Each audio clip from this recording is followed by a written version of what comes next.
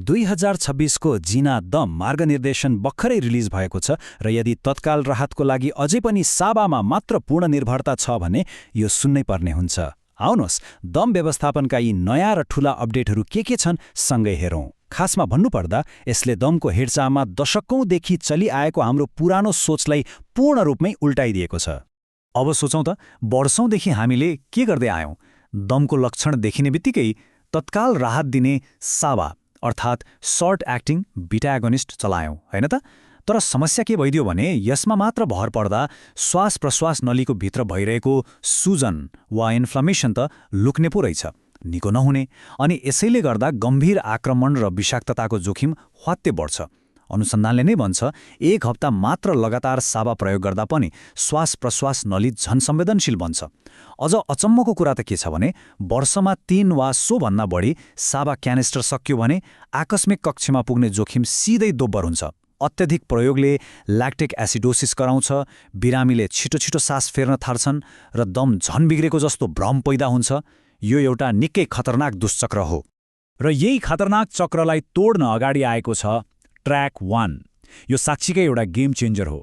यसमा कम डोजको आइसिएस फर्मोटोरोललाई प्राथमिकता प्राप्त एन्टी इन्फ्लामेटरी रिलिभर छोटकरीमा एआइआर को रूपमा राखिएको छ।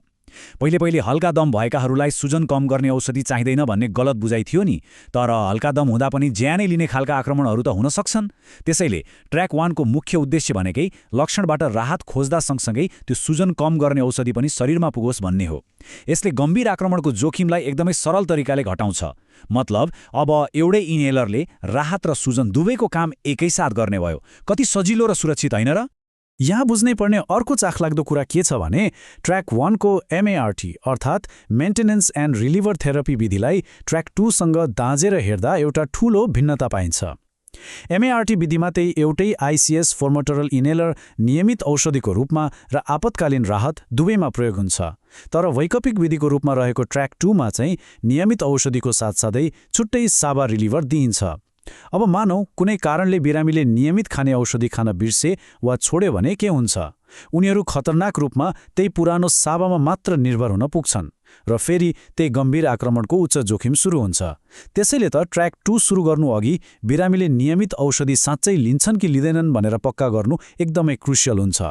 अब कुरा गरौँ आकस्मिक अवस्था अर्थात् एक्युट एक्जिजर्भेसनको। यस्तो गम्भीर अवस्थामा स्ट्यान्डर्ड उपचार भनेको अझै पनि इनहेल्ड सर्ट एक्टिङ ब्रोन्कोडाइलेटर, सिस्टेमिक कर्टिकोस्टेरोइड र नियन्त्रित अक्सिजन थेरापी नै हो। तर यहाँ अक्सिजन स्याचुरेसनको लक्ष्यमा विशेष ध्यान दिनुपर्छ है। यो वयस्कहरूका लागि कडाइका साथ 93 देखि 95% र बालबालिकाका लागि 94 देखि 98% तोकिएको छ। अनि एउटा कुरा सधैँ याद राखौँ, एपिनेफ्रिन दमको सामान्य उपचार हुँदै होइन।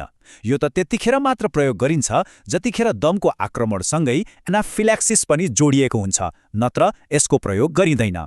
यही आकस्मिक हितसारलाई व्यवस्थित गर्न ल्याइएका नयाँ फ्लोचार्टहरू हेर्ने हो भने प्रक्रिया निकै स्पष्ट छ। सबैभन्दा पहिलो कदम भनेको दम कतिको गम्भीर छ भनेर सावधानीपूर्वक मूल्याङ्कन गर्ने हो। त्यसपछि पहिलेको भन्दा धेरै नै कम वा भन सीमित मात्रामा साबा र ओसिएस दिइन्छ। किन त अघि नै हामीले कुरा गर्यौं नि, धेरै साबा दियो भने ल्याक्टिक एसिडोसिस हुन्छ र अवस्था झन बिग्रेको भ्रम पैदा हुन्छ।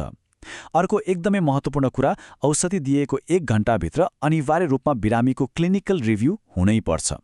बिना जाँच अन्धाधुन्द साबा दिइरहनु पक्कै राम्रो होइन। साथै बिरामीलाई डिस्चार्ज गर्नु अघि फुक्सोको कार्यक्षमता परीक्षण गरेर दमको आधिकारिक पुष्टि गर्न पनि यसले उत्तिकै जोड दिन्छ।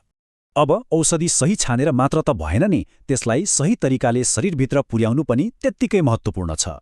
2026 को गाइडलाइनले के स्पष्ट पारेको छ भने आकस्मिक अवस्थामा नेबुलाइजरको सट्टा स्पेसरसँगै टाइडल ब्रिदिङ प्रविधिको प्रयोग गरिनुपर्छ। अनि यहाँनिर कहिले बिर्सन नहुने कुरा, प्रत्येक पफ दिनुअघि साल्बुटामोल वा कुनै पनि सस्पेन्सन इन्हेलरलाई राम्रोसँग हल्लाउनै पर्छ। यदि हल्लाइएन भने के हुन्छ? कि त नयाँ इन्हेलरबाट अचानक अत्यधिक धेरै औषधि भित्र जान्छ, कि त पुरानोबाट एकदमै कम मात्रा मात्र पुग्छ। सुन्दा यो सानो कुरा जस्तो लाग्न सक्छ, तर इमर्जेन्सीमा यसले साँच्चै जीवन र मृत्युको फरक पार्न सक्छ। वयस्कहरूको कुरा त भयो, अब बालरोग अर्थात् पिडियाट्रिक्सतर्फ लागौँ। साना बालबालिकाहरूको लागि 2026 को रणनीतिले छुट्टै र विशेष फ्लोचार्टहरू ल्याएको छ। यसले के कुरामा कडा निर्देशन दिन्छ भने 18 वर्ष मुनिका जो कोहीमा पनि दमको गम्भीरता नाप्न PRAM जस्ता प्रमाणित क्लिनिकल स्कोरहरूको अनिवार्य प्रयोग गर्नुपर्छ। बच्चाहरूको हकमा यस्तो होला भनेर अनुमानको भरमा उपचार गर्ने दिन अब गए तथ्य र स्कोरिङ नै आधार हुनुपर्छ। साथै 5 देखि 11 वर्षका बच्चाहरूको अवस्था मूल्याङ्कन गर्न नयाँ PIDS ARQ प्रश्नावली पनि सुरु गरिएको छ। यसले बालबालिकाको दम व्यवस्थापनलाई धेरै नै व्यवस्थित र सुरक्षित बनाएको छ। अन्तमा एउटा गम्भीर व्यवहारिक प्रश्नमा विचार गरौँ। नयाँ दिशा निर्देशन अनुसार आकस्मिक कक्षमा बिरामी एकपटक पुग्नु वा स्टेरोइड प्रयोग गर्नुपर्ने अवस्था आउनुलाई नै दम नियन्त्रण बाहिर गएको प्रमुख रेड फ्ल्याग अर्थात् खतराको सङ्केत मानिन्छ। यसको सिधा अर्थ के हो भने के हाम्रा स्वास्थ्य संस्थाहरूले डिस्चार्ज गरेपछि अनिवार्य रूपमा 1 देखि 5 दिनभित्रको फलोअप तय गरिरहेका छन् त? यो किन यति धेरै महत्त्वपूर्ण छ भने सही समयमा फलोअप भएन भने अर्को गम्भीर आक्रमण हुने सम्भावना एकदमै उच्च रहन्छ। स्टेरोइड औषधिको सही र सीमित प्रयोगलाई पनि उत्तिकै प्राथमिकता दिएको छ। यस मार्गनिर्देशनले हामी सबैलाई दमको दीर्घकालीन व्यवस्थापनमा अझ गहिरिएर सोच्न बाध्य बनाउँछ। के वर्तमान स्वास्थ्य प्रणालीहरू यी नयाँ मापदण्डहरूलाई सफलतापूर्वक अपनाउन तयार छन् त? यो पक्कै पनि सोच्नुपर्ने विषय हो।